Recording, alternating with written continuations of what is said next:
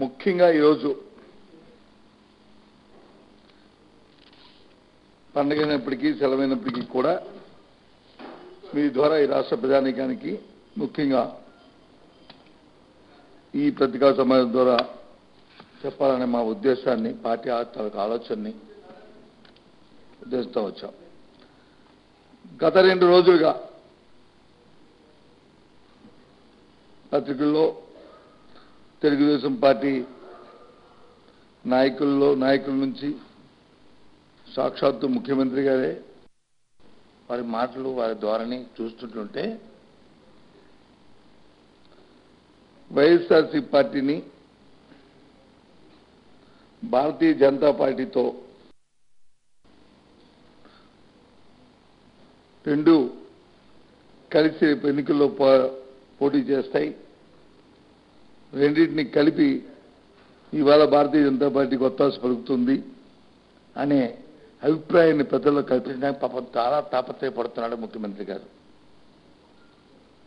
వారి తాలూకా అంచనగణం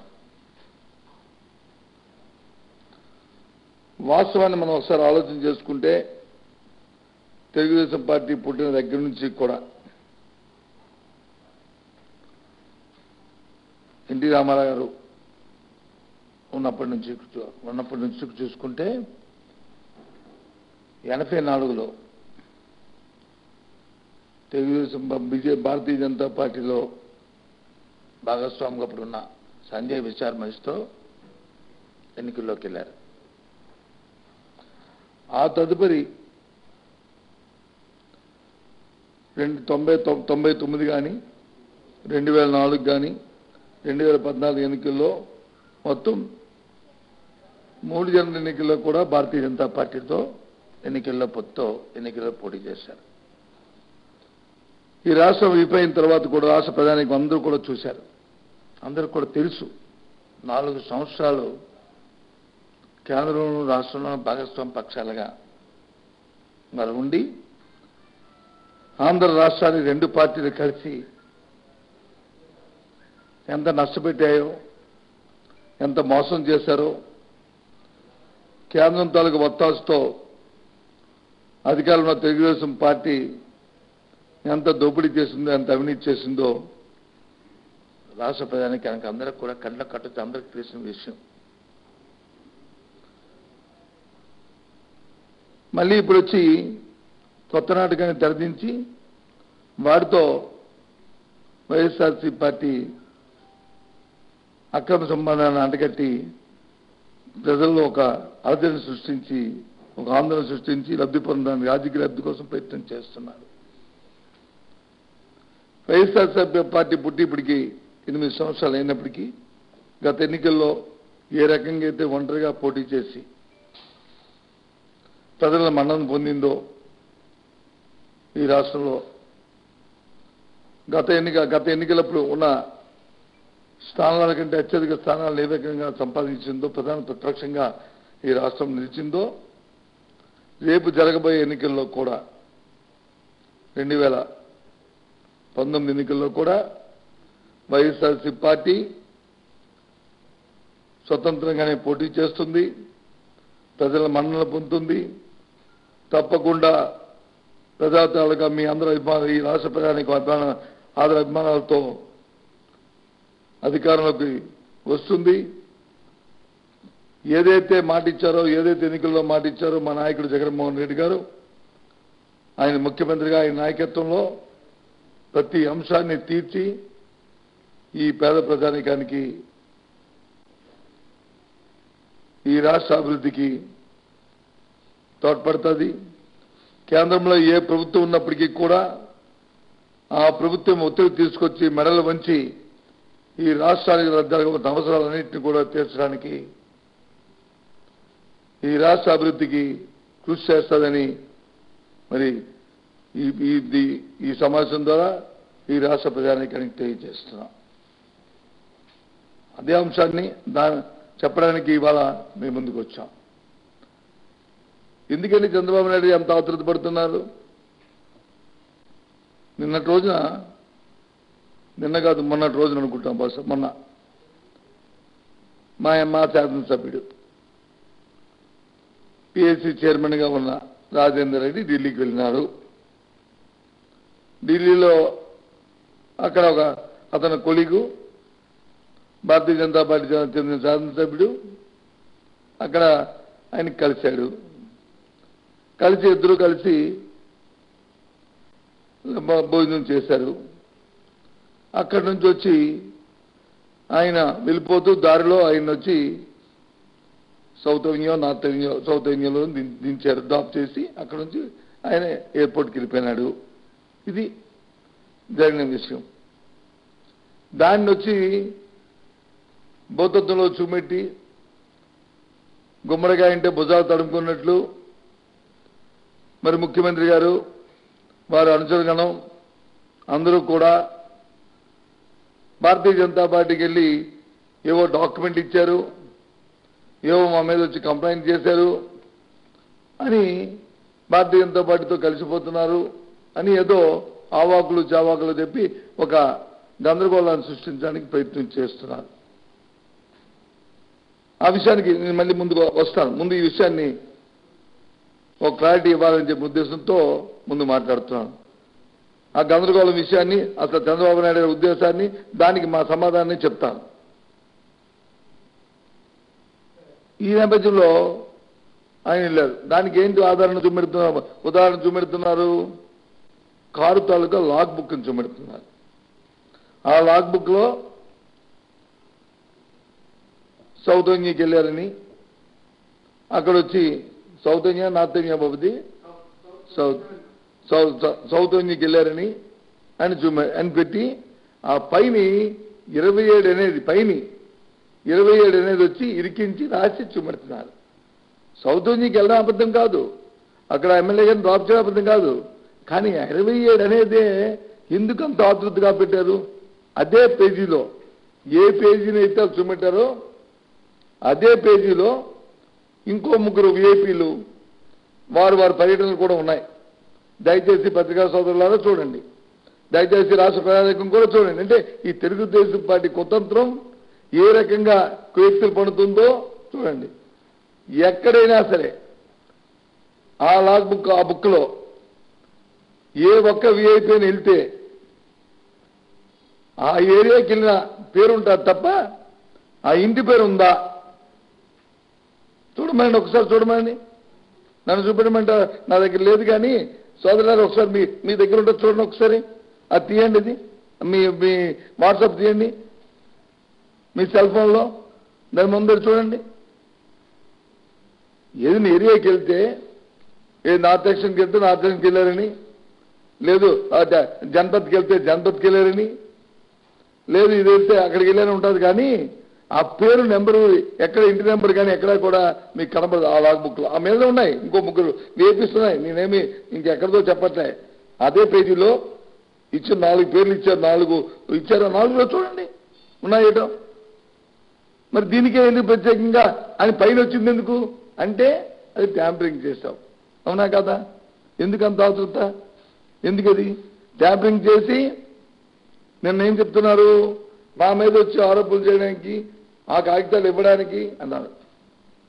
అంటే మొదటి చెప్పారు కదా ఏ రకంగా వీళ్ళు ట్యాంపరింగ్ చేస్తారు, ఏ రకంగా ఈ కార్యక్రమం జరిగిందో. అది పక్కన పెడితే ఇక అసలు విషయానికి వద్దాం. ఏమంటున్నారు మీరు? మీ మీద కంప్లైంట్ చేశామంటున్నారు, మీ మీద ఏదో కుట్ర పన్నుతున్నాం అంటారు. కుట్ర కాదు చంద్రబాబు నాయుడు గారు, కుట్ర కాదు. పార్లమెంట్ సభ్యులు కుట్ర కాదు. వాస్తవాలు మీకు తెలియదు అనుకుంటే పొరపాటు. మీకు తెలుసు ఈ రాష్ట్రంలో ఏ విధంగా అవినీతి జరుగుతుందో, ఏ విధంగా దోపిడీ జరుగుతుందో, రాష్ట్రాన్ని ఏ రకంగా దోచుకుతుంటారో మీకు తెలుసు. ఇవాళ చెప్తున్నాం, ఎస్ అవును, మీరు చేసిన ప్రతి దోపిడీని,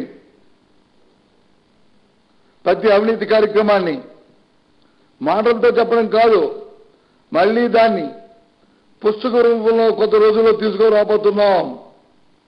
ఆ పుస్తకాన్ని భారతదేశంలోని అన్ని రాజకీయ పార్టీలకి, అందరు నాయకులకి ప్రత్యక్షంగా వైఎస్ఆర్సీపీ పార్టీ నాయకులందరూ కలిసి అందరికీ కూడా మీ మీద ఈ రకమైన దోపిడీ చేసి ఈ రాష్ట్రాన్ని నష్టపెట్టారు, ఈ రాష్ట్రాన్ని అధోగతి పాలు చేశారు, ఆర్థికంగా ఇబ్బందులు పాలు చేశారు, రాష్ట్ర అభివృద్ధికి ఆటంకం చేశారు, దోపిడీ చేశారు, అవినీతి చేశారని చెప్పిన విషయాన్ని చెప్తాం. ఏం తప్పుందా? అంటే నువ్వు చేస్తున్న పని అందరికీ కళ్ళు మూసుకొని కూర్చోమంటావా? ప్రజలు మాకు ఎందుకు ఓటు ఇచ్చారు? ప్రధాన ప్రతిపక్షంగా మిమ్మల్ని కస్టోడియన్గా ఉండమన్నారు, మీకు ఓటు ఇచ్చారు. మమ్మల్ని వచ్చి బాధ్యతలుగా ఉండమని మాకు ఓటు ఇచ్చారు ప్రధాన ప్రతిపక్షంగా.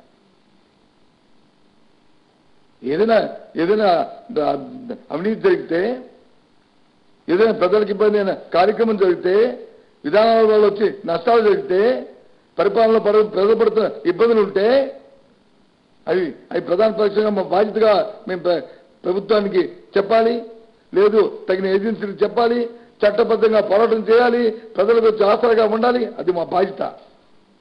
ఆ నేపథ్యంలోనే కార్యక్రమాలు చేస్తున్నాం. అంతేగాని మీలా పిరికి పందులాగా మాతో ఆడుకోం. చెప్తున్నాం, మీలా ట్యాంపరింగ్లు చేసుకునే పరిస్థితి మాది కాదు, అవసరం మాకు లేదు. బహిరంగంగా మేము వచ్చి ముందుకు వస్తాం, ప్రజల ముందుకు వస్తాం, వాస్తవాలు చెప్తాం. నాకు అర్థం అవట్లే. మేము వచ్చంటే భారతీయ జనతా పార్టీతో వచ్చి ఎంత సిగ్గుపోవాలండి. భర్త వచ్చి ఈయన పక్కనే, భార్య వచ్చి దేవుడి దగ్గర. ఎవరో తెలుసు కదా మీకు? భర్త ఎవరండి? ఈ దేశానికి ఈ రక్షణ మంత్రిగా ఉన్న నిర్మలా సీతారామన్ గారి భర్త, ముఖ్యమంత్రి గారి ప్రధాన సలహాదారుడు, ఆయన పక్కన భర్త. భార్య ఎవరండి? మా భారతీయ జనతా పార్టీ మహారాష్ట్ర ఆర్థిక మంత్రి భార్య. మనందరికీ వెలుగు పైన వెంకటేశ్వర స్వామి గారి తాలూకా ట్రస్ట్ బోర్డులో మెంబరు. ఇదెప్పుడు? ఒకటొచ్చి ఎన్నికల అయిన వెంటనే ప్రభుత్వం ఏర్పాటు చేసినప్పుడు ఆ రోజు ఏం చెప్పారు మీరు? ఎందుకంటే కేంద్ర సంబంధాలు బాగోవాలి, అందుకే భర్త వచ్చి మేము పక్కన పెట్టుకున్నాను అని చెప్పారు. మరి వారి సంబంధాలు లేదు, ఎన్డీఏ జగదంబ భర్త ఎందుకున్నాడు పక్కనే? అంటే నీ లాలూచనకి, నీ అవినీతి కార్యక్రమాలకి, వంతుపలికి నేను ఒక బ్రిడ్జి కింద ఉండడానికి ఉపయోగించుకోవట్లేదు. వాస్తవం కాదా ఇది? మరి భార్య ఎందుకు అక్కడ ఉంది? ఎన్డీఏ నుంచి విడిపోయిన తర్వాత ఇప్పుడు కలిసి ఉన్నప్పుడు పోయి ముందు వేసామని అన్నాకి శేఖర్ రెడ్డి లాగా వేసామని అనడానికి పోనీ కాదు. ఎన్డీఏ నుంచి బయటకు వచ్చిన తర్వాత భార్యను వచ్చి చర్చ్ బోర్డు మెంబర్ వేస్తారు. అంటే దేనికి? నీ తాలూకా ఆర్థిక లావాదేవీల్ని నీ జరుగుతున్న కేంద్రంలో నీకు సంధానకర్తగా ఉండడానికి ఆ కార్యక్రమం చేసి మీరా మళ్ళీ వాళ్ళు వచ్చి మా మీద జరిగితే నంగనాచిలాగా ఏంటిది? ఇది వాస్తవం కదా? రాష్ట్ర ప్రజలు ఆలోచన చేయండి ఈ కార్యక్రమాన్ని. ఈయన మాట్లాడుతున్నారు ఇటువంటి. ఇంకా ఇవాళ పత్రిక చూశాను, ఏదో పత్రికలో దేంట్లో వచ్చింది. ఏమంటారంటే ఏదైనా జరిగితేనంట అగ్నిగుండం అయిపోద్దంట. ఇది దోపిడీ చేస్తే, అవినీతి కార్యక్రమాలు చేస్తే వాళ్ళు ముట్టుకుంటేనే అది అగ్నిగుండం. ఏదైపోద్ది అగ్నిగుండం? గాడిది గుడ్డ అయిపోద్ది. చెప్పండి, ఏవైపు చెప్పండి. అంటే దోచి తిని వచ్చా? తినేస్తే ఏమో కాదా? తినడానికి నీకు అధికారం ఇచ్చింది, 5 సంవత్సరాలు అధికారం ఇచ్చింది. ప్రజలను వచ్చే మంచి పరిపాలన చేయమంటే ప్రజల పరిపాలన గాలి కొదిసి నీ పోలీస్ శాఖతో వచ్చి ఎవరెక్కడికి వెళ్ళారు, ఎవరు ఒంటరిగా టిఫిన్ చేశారు, ఎవరితో మాట్లాడారు, ఎవరితో వచ్చి ఈ కార్యక్రమాలా? నేను ఎవరంటున్నారు డాక్యుమెంట్లు అంట. ఏం డాక్యుమెంట్లు అవి? అన్నీ కూడా ట్రాన్స్పరెంటే కదా మన దగ్గర ఉన్నంతనా? అన్నీ కూడా సేమ్ డాష్బోర్డ్లో ఉంటాయి కదా అని మీరే అంటారు కదా. మళ్ళీ ఏమైనా అధికారిక ఏమైనా డాక్యుమెంట్లు ఉన్నాయా? ఏమైనా ఉన్నాయా? ఇంకా సీక్రెట్ డాక్యుమెంట్స్ ఏమైనా ఉంటాయా? చెప్పండి, నాకు తెలియగొడతాను. సీక్రెట్ ఏముంటాయి? మీ అవినీతి కార్యక్రమాలు ఉంటాయి. మీకు జరిగిన లావాదేవీ బ్యాక్డోర్లు జరిగిన లావాదేవీలు ఉంటాయి. అది అగ్నిగుండం అయిపోతుంది. ఏదో అంటే ఇది మనం ఎప్పుడో చూశాను. ఏదంటే ప్రజలందరూ నా చుట్టూ ఉండాలి గోళ్ళగా. మా ఊర్లో సామెత ఉందండి, మా ఊర్లో చెప్పుకుంటూ ఉంటారు. పులి పులి పులి పులి అంటుంటే ఇప్పుడు అందరూ వచ్చి నన్ను పడుకుని పడుతూ అంటారంట, నన్ను పడిపోయిన అంటారంట. ఎందుకు?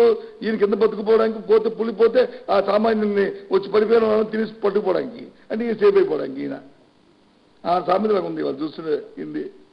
పులి పులి అంటే వచ్చిన అమ్మాయి పడిపోండి. మందరూ ఏంటి పులంటి పడిపోవాలంటే ఏదో మనల్ని బతికిస్తాడు కాదు, ఏదో అనుకుంటాడని కాదు. ఇది అంటే ఎంత తెలివినాడు చూడండి. చంద్రబాబు నాయుడు గారు ఎంత తెలివితేటలుగా, ఎంత చాకచక్యంగా మాట్లాడుతూ ప్రజల్ని ఏ విధంగా మోసం చేస్తున్నారు ఇవాళ అర్థమవుతుంది.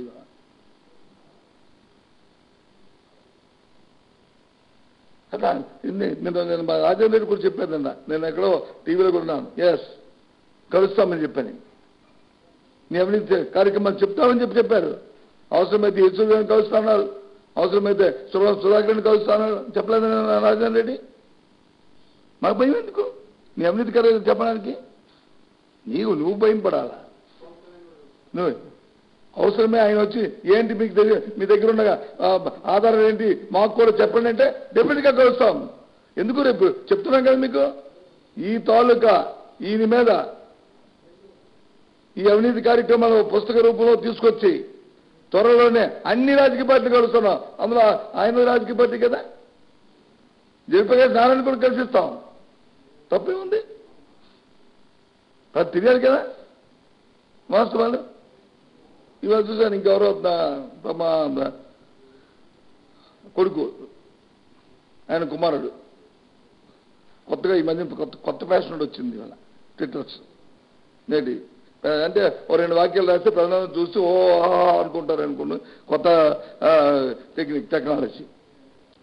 బస్సులు ఇస్తారండి ఆయన. బస్సులు ఇచ్చి ఊర్లకి వెళ్ళి అభివృద్ధి చూడమంటారంటే ఇది పరిశ్రమలు ఎలా ఎన్ని వచ్చాయి ఏమంటుంది. నేను చెప్తున్న మాట ప్రతి మాట కూడా వేగ్గా కానీ ఇదేదో నేను ఫ్యాబ్రికేట్ చేసింది కాదు. ఏదైతే వాళ్ళు చెప్తుంటారో ఆ సేమ్ డాష్బోర్డ్లో నుంచి చెప్తుంది. రాష్ట్రంలో 1763 అలాట్మెంట్స్ జరిగాయి. దానికి 1360 ఎకరాలు ఇచ్చారు. 1763 అలాట్మెంట్స్ 1360 ఎకరాలు ఇచ్చారు. 13,360 ఎకరాలు ఇచ్చారు. బాబు ట్విట్టర్లో పెట్టిన నాయక చూడండి, నేను చెప్తుంది వాస్తవం అవాస్తవం నేను పత్రికా సమావేశం చెప్తున్నాను. మంత్రి గారు ఒకసారి మీరు కూడా వెరిఫై చేసుకోండి నేను చెప్పిన అబద్ధం నిజం అని. కానీ అచీవ్మెంట్ ఎన్ని ఇప్పటికీ? ఇన్ని ఎకరాలు 1763 అలాట్మెంట్స్ ఇస్తే ఎన్ని అచీవ్మెంట్ ఎన్ని అయ్యేవి? 83 ఇంప్లిమెంటింగ్ అండ్ వర్కింగ్. ఇంప్లిమెంట్ అవుతున్నవి 83 అందులో. ఇది వాస్తవం కాదా? ఇది మీ డాష్బోర్డ్లో కాదా? దీనికి వచ్చిన బస్సులు ఇస్తారండి. బస్సులో మాకు అక్కర్లేదు.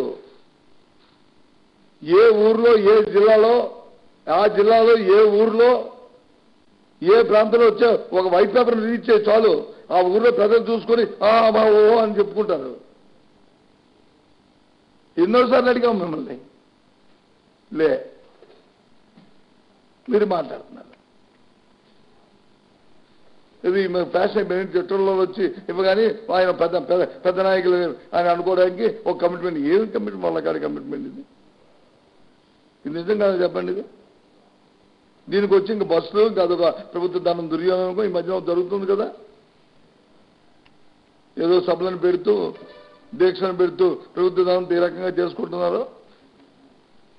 4 సంవత్సరాలు కాపురం చేసి ఏ ఒక్కరోజైనా సరే ప్రధానమంత్రి ఇన్ని సందర్భాలు కలిసినప్పుడు కానీ లేదు ఏ ఒక్కరోజైనా మీరు వచ్చి బ్యాక్వర్డ్ రీజన్ సంబంధించి యూనిఫామ్ జిల్లాకు సంబంధించి క్యాబినెట్లో 3 మంత్రులు ఉన్నారు, అశోక్ గజరాజు గారు, సుజనా చౌదరి గారు. ఎందుకు మీరు అడగలేదు? ఎందుకు ముందెలకని ప్యాకేజ్ అడగలేదు? ఎందుకు 50 కోట్ల రూపాయలు ఇస్తే ముష్టి 50 కోట్ల రూపాయలు ఇస్తే తీసుకోవడం ఎందుకు తీసుకున్నారు మీరు? ఆ రోజు దాన్ని అడ్డు పెట్టాలనే జ్ఞానం కానీ ఆలోచన కానీ లేదా మీకు? రాష్ట్రం గురించి ఆలోచన లేదా? ఆ రోజు చెప్పాం మేము, మీరు 50 కోట్లు తీసుకుంటున్నారు, ఇది తప్పు. ఒక సమగ్రమైన నివేదిక మీరు పెట్టి ఓ డీటెయిల్ రిపోర్ట్ ద్వారా ఒక కాన్ఫరెన్స్ స్కీమ్ని తీసుకురండి. వెళ్ళండి, ముందరికి వెళ్ళండి, అక్కడ స్టడీ చేయండి, ఆ రాష్ట్రాలకు పోయి స్టడీ చేయండి. ఆ రకంగా మీరు నిధుల్ని డిమాండ్ చేయండి, ట్యాప్ చేయండి అడిగితే 50 కోట్లు ఇస్తే వాటికి ఎంత వస్తే సరిపోయి తీసుకోవాలండి. అందులో కమిషన్ కొట్టియాలండి, మళ్ళీ పోతాయి దాన్ని. ఇదా కార్యక్రమం మీకు చిత్తశుద్ధుందా? రైల్వే జోన్ కోసం విశాఖపట్నం కేంద్రంగా ఎన్నో పోరాటాలు చేస్తాం, ధర్నాలు చేస్తాం, పాదయాత్రలు చేస్తాం, అమర నిరాదీక్ష చేసిన మా పార్టీ నాయకులు. ఒక్కరోజైనా మీరు దాన్ని సమర్థించారా? మమ్మల్ని హేళన చేశారు. రేపు వస్తుంది, ఎల్లుండి వస్తుంది, అవతరాలు వస్తుంది, ఈ బడ్జెట్లో వస్తుంది, లేకపోతే ఈ సెషన్లో వస్తుంది, ఎల్లుండి అనౌన్స్ చేస్తారు అని మాటలు చెప్పారు. ఏమైంది? వచ్చిందా? రాలే.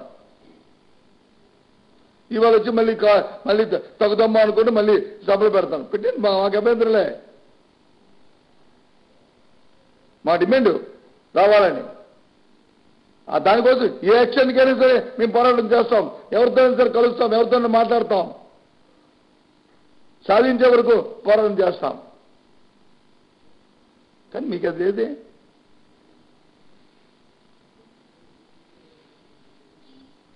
మన చిత్తూరులో పోర్టు సాక్షాత్ ఆవిడ ఇక్కడి నుంచే ప్రెస్ మీట్లో చెప్పాను. ఆ పోర్టు ఇవ్వకపోతే పర్వాలేదు, ఫీజిబిలిటీ లేకపోతే దాని బదులు ఒక ప్యాకేజీ, ఇది ఒక ఎకనామిక్ జోన్ ఇమ్మని అడిగారు. ఎవరైనా ఏ ముఖ్యమంత్రిని అడుగుతాడండి? ఎందుకు ఇవ్వయ్యా నువ్వు, ఎందుకు ఇవ్వవు అని అడగాల. అసలు మాటేరాదే. నందుకు 4 సంవత్సరాలు ఇప్పుడు ఎందుకు రాష్ట్ర ప్రజలందరూ కూడా ఈ ప్రభుత్వం మమ్మల్ని నిండా నెట్టేట ముంచింది అని భావిస్తున్నారని ప్రజలను తెలిసి ఎత్తిపోతుంది, ఇక్కడ రేపు ఎన్నికలు వచ్చేస్తుంది తెలిసి ఇప్పుడు సరే ఇప్పటికైనా నీకు జ్ఞానోదయం కలిగింది, సంతోషం. ఆ పర్వాలేదు చూడు, అంతేగాని ఎవరైతే వెళ్తున్నాడు ఈ ట్యాంపరింగ్లు చేసి దాంట్లో 20 ఏడా 30 ఏడా 44 అని పెట్టి నిన్నప్పుడు చూసాం. ముందు రోజు పేపర్లో ఎక్కడో ఒక ప్రధాన పత్రిక, ఆంగ్ల పత్రిక వచ్చింది, హిందువో మరి దక్షిణ బ్యాంకులో ఐ డోంట్ నో పరిచిపోయింది. కానీ అందులో అయితే ముందు రోజు అయితే అమిత్ షాతో కలిసారు రాజేంద్ర రెడ్డి. మర్నాడుకు వచ్చి ఇది మార్చారు.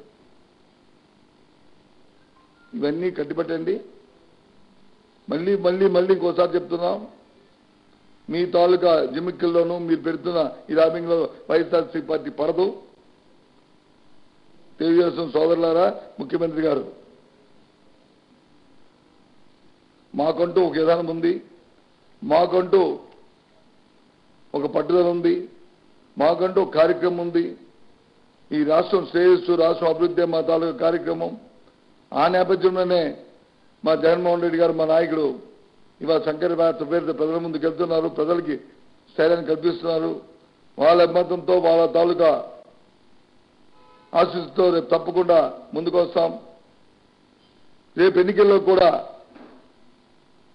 ఈ రాష్ట్రానికి నష్టపెట్టిన భారతీయ జనతా పార్టీతో కానీ, కాంగ్రెస్ పార్టీతో కానీ, తెలుగుదేశం పార్టీతో కానీ ఎట్టి పరిస్థితుల్లోనూ కూడా వెళ్ళే సమస్య లేదనే విషయాన్ని కూడా మళ్ళీ చెప్తున్నాం.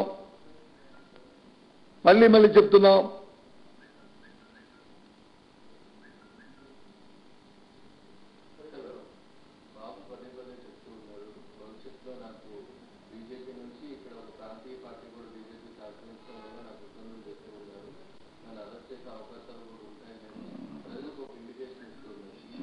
ఎందుకు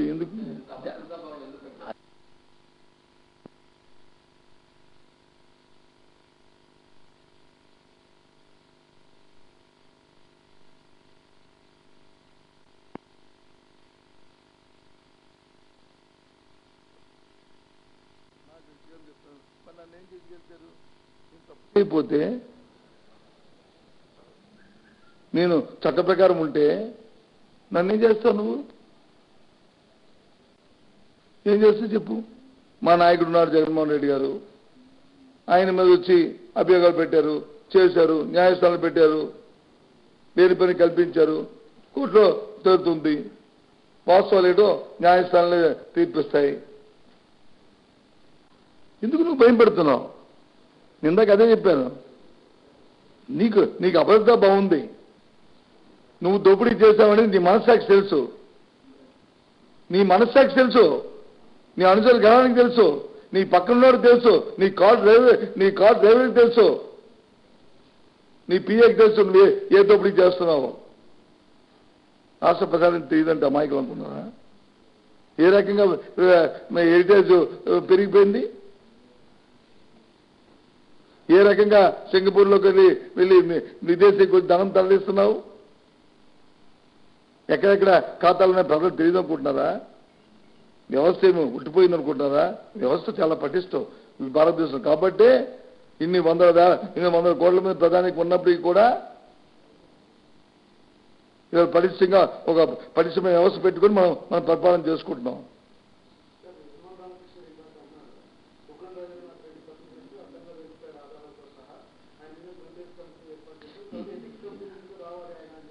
ఏం ఎథిక్స్ కమిటీ, ఏం ప్రివిలేజ్ కమిటీ అండి? పెట్టుకోనియండి. వాస్తవాలు ఏంటి? ట్యాంపరింగ్ చేస్తే నేను అడుగుతుంది, ట్యాంపరింగ్ చేస్తే మేము అడుగుతుంది ఒకే విషయాన్ని మీకు. అదే పేజీలో నేను వివరణ ఆ వివరణ అవసరం పెట్టుకుని అమ్మమండి, కానీ అదే పేజీలో మిగతా దగ్గర ఎందుకు రావాలని అడుగుతున్నాను. ఇంటి నెంబర్లు ఎందుకు లేవు, దీనికి ఎందుకు ఉందో అడుగుతున్నాను. సరే, ప్రివిలేజ్ కమిటీగా, లేకపోతే ఎథిక్స్ కమిటీగా, లేకపోతే రాజ్యాంగబద్ధంగా, లేదా చట్టబద్ధంగా, లేదా అసెంబ్లీ నామ్స్ రూల్స్ ఉన్నాయి, అవన్నీ అందరికి తెలుసు. వాస్తవం అవుతాయి. ఏదో ఆ మాత్రం ఏమంటే టాటా సబ్బులకి కుందేలు బెదరొచ్చారు, కానీ రాజేందర్ రెడ్డి వైఎస్ఆర్సీ పార్టీ బెదరదు. బెదిరితో కూడా పొరపాటు. వాళ్ళు నేరం చూసి వాళ్ళు ఎందుకు భయపడుతున్నారు? నేను అడుగుతుంది అది. వాళ్ళు నేరం చూసి వాళ్ళు ఎందుకు భయపడుతున్నారు తప్పు చేయకపోతే? గుమ్మడిగా అనగానే అమ్మమ్మ ఎక్కడెక్కడ బుధాలు తగ్గిపోయి ఎక్కడ దాచాను ఎందుకు చూసుకుంటున్నావు? నేను అడుగుతుంది అది. ఎందుకు ఏదైనా తప్పు జరిగితే ప్రజలందరూ వచ్చి నా చుట్టూ చేరిపోమని అడుగుతున్నావు. నువ్వు ప్రజలకు వచ్చి అక్షరం కల్పించి బాడీ గార్డులో నువ్వు ఉండడానికి మీరు అది మానేసి మా ఊర్లో సామిలోకి వచ్చి ప్రజల్లో వచ్చి ఆయన మీద పడిపోమంటే పులి వస్తుందని పడిపోమంటే ఇది ఎక్కడ బాధ? ఇది ఎక్కడ చోద్యం? మేము అడుగుతుంది అది. ఇవాళ చంద్రబాబు నాయుడు గారు బయటకు వచ్చి బేళ్ల కబుర్లు చెప్తున్నారు. ఆయన పూర్తిగా పీకల లోతు మునిగిపోయాడు. ఇవాళ పరిపాలన, రాష్ట్రంలో పరిపాలన లేదు, పరిపాలన గాలికి వదిలేశారు. గ్రామ స్థాయి నుంచి రాష్ట్ర స్థాయి వరకు అన్ని కాడకు చేతపుచ్చుకొని పారిపోదామని చూస్తూ ఉన్నారు. ఇవాళ సాక్షాత్తు ప్రజలందరికీ కళ్ళకు కొట్టి కనిపిస్తుంది ఇవాళ పరిపాలన లేదనే విషయం. సమస్య వస్తే సమస్య పట్ల స్పందించే నాయకుడు కానీ, స్పందించే అధికారి కానీ ఇవాళ గ్రామ స్థాయిలో కానీ రాష్ట్ర స్థాయిలో కానీ లేరు. మాటలు తప్ప ఎక్కడా కూడా చేతలు కనిపించట్లేదు. ఇదేదో నేను ఇక్కడ కూర్చొని అదిగా ప్రతిపక్షంగా మాట్లాడుతున్న మాటలు కాదు, వాస్తవాలు ప్రజలకు తెలుసు. మీరు ప్రజల దగ్గరికి వెళ్ళి అడగండి, ఎందుకు మా అబద్ధం తెలుస్తుంది. ఓకేనా?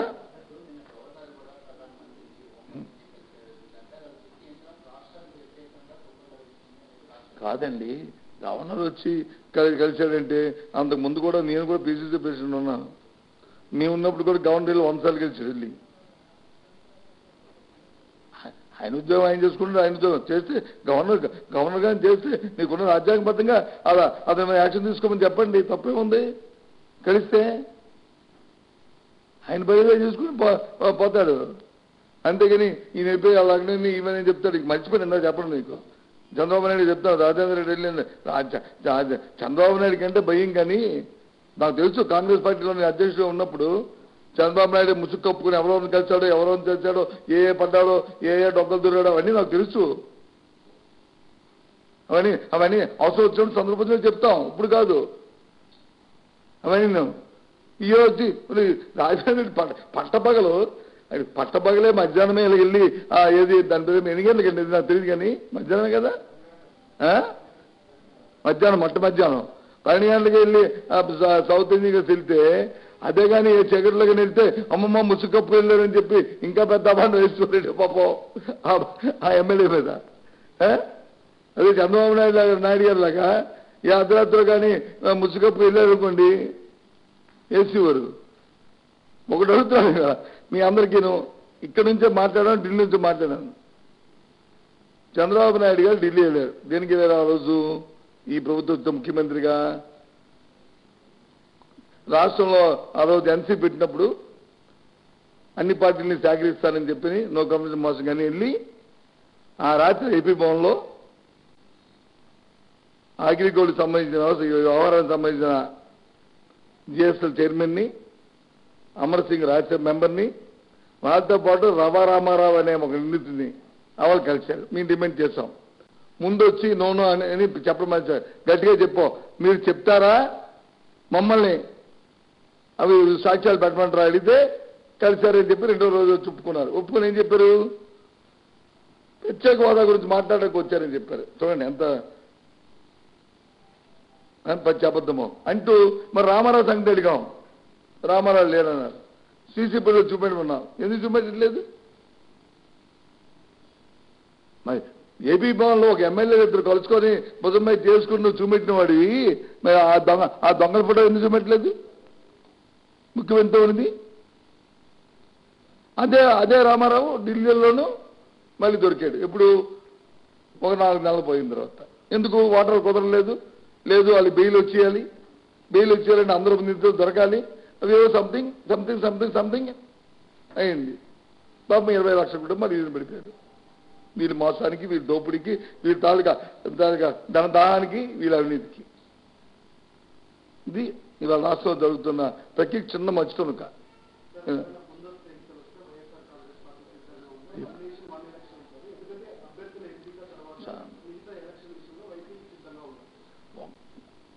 ఇప్పుడు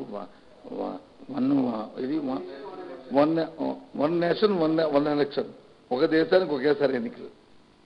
1 నేషన్ 1 ఎలక్షన్ అది వచ్చి రాజ్యాంగపరమైన అంశం. దాంట్లో నిలదలుచుకోలేదు. అది జరుగుతుందో దాని మీద పెద్ద డిబేట్ జరగాలి. అంత ఈజీ కాదు. అయినప్పటికీ 2వ విషయం ఏంటంటే వస్తే మీరు తయారుగా ఉన్నారు. మాది ఒక రాజకీయ పార్టీ, ప్రజలతో మమేకం ఉన్న రాజకీయ పార్టీ, ప్రజా శ్రేయస్ కోసం అవినీతిలో కృషి చేస్తూ అవినీతిలో పోరాటం చేస్తున్న ఒక రాజకీయ పార్టీ. మహానాయకుడు వైఎస్ రాజశేఖర గారి తాలూకా ఆశయంతో పుట్టిన సంక్షేమ అభివృద్ధి అనే పుట్టిన ఈ రాజకీయ పార్టీ జగన్మోహన్ రెడ్డి గారి నాయకత్వంలో. కాబట్టి రోజు మేము కలిసి ప్రజలతో ఉన్నవాళ్ళు మాకు ఎప్పుడు ఎందుకు వచ్చి స్వాగతిస్తాం. ఎప్పుడు వచ్చారో సార్ తయారుగా ఉన్నాం. మాకంటే ముందు రాష్ట్ర ప్రజలు తయారుగా ఉన్నారు. ఎన్నికలు రావాలి బాగా ముందుగా రావాలి బాగా అని ఆ వెంకటేశ్వర స్వామిని మొక్కుతున్నారు. ఎందుకు? ఎంత వేగం ఈ అబద్ధాలు చెప్పిన చంద్రబాబు నాయుడిని, మోసం దగా చేసిన ఈ భారతీయ జనతా పార్టీని, ఈ రాష్ట్రాన్ని నష్టపెట్టిన ఈ పార్టీని ఎప్పుడు వీళ్ళు చేద్దాం తుట్టుముట్టిద్దామని చెప్పి ఆతృతలు ఉన్నారు ప్రజలు. అందుకు రావాలనే కోరుకుంటున్నాం. Okay, bye. మళ్ళీ వన్స్ అగైన్ ముస్లిం సోదరులందరికీ కూడా రంజాన్ శుభాకాంక్షలు. ఈద్ ముబారక్.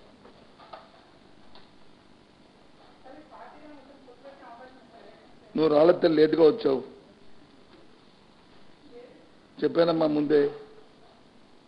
2014లో ఏ రకంగా వైఎస్ఆర్సీ పార్టీ జగన్మోహన్ రెడ్డి గారి నాయకత్వం ఏ పోరాటం చేసిందో 2014 బాబు చెప్తే బాబు కంప్లీట్ చేయకుండా నువ్వు చెప్పేస్తావు ఏంటి పెట్టిందో ఆ ప్రకారం వెళ్తాం. దాంతో పాటు ఇంకో మాట కూడా చెప్తాను. ఈ రాష్ట్రానికి నష్టపెట్టిన, ఈ రాష్ట్ర అభివృద్ధికి వచ్చి ఆటంకపరిచిన, ఈ రాష్ట్రాన్ని మోసం చేసిన భారతీయ జనతా పార్టీతో కానీ కాంగ్రెస్ పార్టీతో కానీ తెలుగుదేశం పార్టీతో కానీ ఎట్టి పరిస్థితుల్లోనూ సయోధ్య ఉండదు. ఆ రెండు కూడా రాష్ట్రాన్ని నష్టపెట్టి మాకు మూడు కూడా ఒకటే. ఓకే, ఇది మా పవన్ కళ్యాణ్ కానీ ఇంకెవరైనా సరే మా సిద్ధాంతాల పట్ల మా మా మా తాలూకా ప్రజల పట్ల మా ఆశయాల పట్ల ఎవరు మాతో వచ్చినా ఎన్నికలప్పుడు మా పార్టీ నిర్ణయం చేస్తుంది జగన్మోహన్ రెడ్డి అధ్యక్షుడు. ఓకే.